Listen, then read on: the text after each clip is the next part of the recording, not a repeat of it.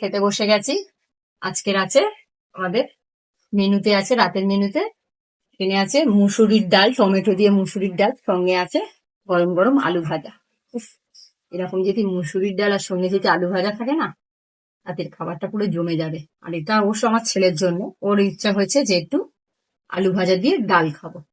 ঠিক আছে, আবার সঙ্গে নিয়েছে পেঁয়াজ, নিয়েছে কারণ পেঁয়াজ খেতে খুবই ভালোবাসে। আমারও অবশ্য ভালো লাগে, কিন্তু যেহেতু এখন আমি একটু ওষুধ খাচ্ছি তো হোমিওপ্যাথি, তার জন্য আর পেঁয়াজটা খাবো না।